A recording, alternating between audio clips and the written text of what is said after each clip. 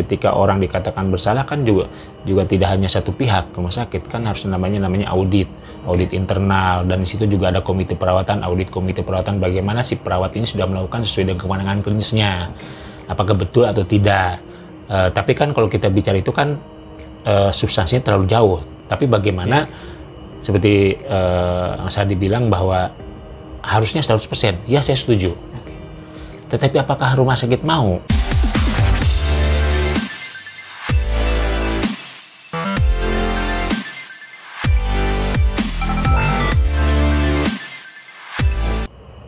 Seperti itu. Kembali lagi, substansi di situ kesannya bagaimana? Ya, karena kan by order itu kan, seperti itu.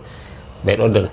Saya kira gini aja, kalau misalnya kalau tetangga sebelah kan bayar iuran tiap tahun misalnya. Nah, untuk lebih kehati-hatian sebetulnya kalau kita lebih maksimal kan, kenapa kita ngasihkan misalnya berapa sebulan atau setahun, lalu dikelola oleh, karena di tengah sebelah dikelola insurans swasta. Mereka pakai, maksudnya atas nama asuransi swasta. Itu statusnya pribadi ya Pak. Jadi tidak melibatkan OP-nya ya? Tidak. Oh, oke. Pribadi. Karena tapi itu dari OP-nya ada himbauan? Ada, mungkin ada himbauan dari rumah sakit pun ada himbauan. Sebaiknya ikut. Karena sekarang kan banyak juga Pak tuntutan. Pertanyaannya, kalau ada tuntutan, kan jarang perawat yang dituntut. Kebanyakan rumah sakit. Iya. Nah, betul. Rumah sakit. Kalau bicara lagi nanti undang-undang rumah sakit, kenapa? Oh, itu ribet.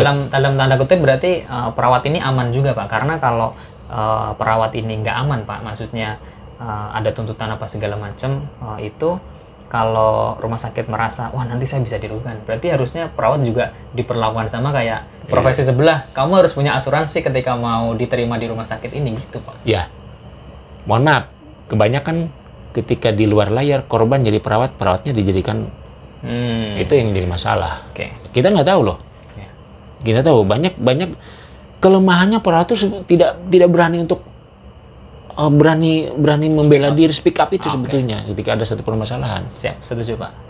Jadi urgent ya Pak, maksudnya ini penting ya. Teman-teman perawat punya asuransi keperawatan. Nah, teman-teman yang di luar sana mengikuti, boleh komen juga biar pertanyaan-pertanyaan yang masuk nanti bisa kita bahas nih. Seberapa urgent teman-teman perawat itu punya asuransi tentang itu perlindungan, kalau maksudnya ada tuntutan itu. Mohon maaf ya, saya ulang ya Pak. Kalau maksudnya ini asuransi ini sebenarnya semuanya si A dituntut, itu nanti penggantiannya itu secara finansial atau hanya pendampingan biaya pengacara, biaya apa begitu Pak? Jadi ada beberapa aspek. Satu, tuntutan finansialnya pada pribadi. Nah, tetapi dari OP sendiri jelas ada namanya perlindungan karena kita bayar kan. Karena itu jelas. Ketika OP itu kan ada namanya advokasi. Dalam advokasi apapun kita harus dapat perlindungan dari OP, baik nanti ketika dalam tuntutan perkara atau baik dalam dia membimbing satu pekerjaan. Itu kan begitu. Nah, baik dari, belum lagi bicara soal STR, SIP segala macam rekomendasi, itu fungsinya OP. Jadi ketika perawat dituntut misalnya dari asuransi juga, dia biasanya asuransi ada beberapa asuransi yang memang udah satu paket dengan tapi ada satu asuransi juga yang memang di situ hanya menunggu rekomendasi bahwa si A itu melanggar etik, disiplin atau hukum, karena ini kan ada satu rangkaiannya. Ketika berbicara soal hukum berarti kita sudah melakukan kelalaian atau malah praktek di situ ya. Siap. Itu menurut saya teknis saja sebenarnya. Saya tinggal. Satu lagi pertanyaan kali ini dari saya Pak. Kalau begitu kan kita sudah diadvokasi dari organisasi profesi. Kalau kita pribadi punya sendiri, kalau hanya seumpamanya asuransi ini melindungi kita dari sisi kayak biaya pengacara dan segala macam, apa itu nggak double jadinya kita? Jadi kita ada pengacara dari organisasi profesi, kita juga punya pengacara karena kita punya asuransi gitu Pak. Itu lebih bagus karena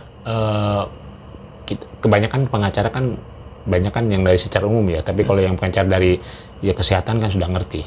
Nah, mereka kan seperti itu, dan sekarang juga banyak loh teman-teman kita yang jadi pengacara dari teman sebelah, dari kita pun sudah banyak, sehingga menganalisanya lebih gampang. Menganalisa lebih gampang karena itu menjadi rekomendasi ketika perawat disangkakan melakukan tindak kelalaian atau malpraktek. Oke, baik. Luar biasa ya. Nah, ya, teman-teman, sahabat Nescafe, sekali lagi, ayo komen ya. Jangan lupa komen seberapa urgent sih perawat itu harus punya asuransi keperawatan terkait tuntutan hukum dan yang lain-lainnya. Dan mungkin kalau ada yang tahu juga nih Pak, asuransi di luar sana, kira-kira produk asuransi yang tepat buat keperawatan itu apa? Bisa komen juga kan Pak? Boleh ngusulin. Ya, ini sebetulnya wacana ini mungkin di kita terlalu bukan prematur ya. Mungkin hal yang tabu kali Pak. Tabu, nggak banyak orang tahu gitu. Nggak banyak orang yang tahu atau mungkin ngapain sih ikut asuransi? Toh kita juga dilindungi oleh organisasi, oleh rumah sakit. Saya kira lagi-lagi saya bicara lagi bahwa ini bukan bicara sekarang, bicara ke depan. Anak cucu kita masih banyak, ya kan? Dan kita ini menjadi lahan kalau kita bicara. Bagi teman-teman di sana yang nggak ngerti kesehatan, yang nggak ngerti tentang rumah sakit kan, kalau ada masalah, wah tuntut aja, ini malpraktek ini pula. Mereka nggak tahu, nggak tahu. Kalau kita nggak saling mengingatkan.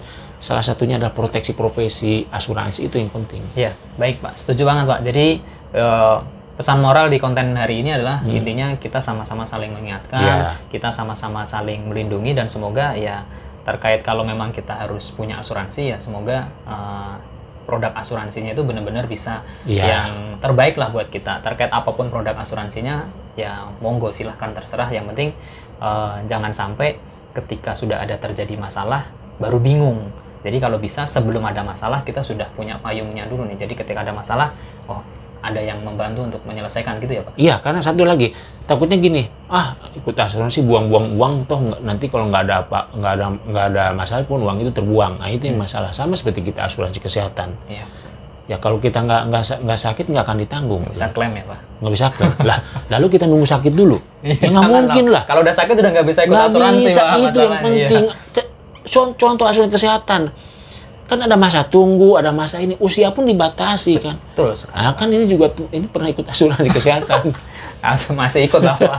Dari rumah sakit kan juga ada Pak. Iya. BPJS juga ikut Pak. Iya, itu maksud saya jangan sampai nanti kan telat. Ya, betul. Oh ya saya ikut, ya nggak bisa. Ini contoh fakta asuransi kesehatan aja deh. Ya. Asuransi kesehatan aja. Itu benar. Karena misalnya BPJS yang sangat terjangkau, ya yang hanya misalnya kelas 1 85.000, kelasnya luar biasa kayak VIP, ya. Kalau telat 1 hari pun nggak akan bisa. Ya.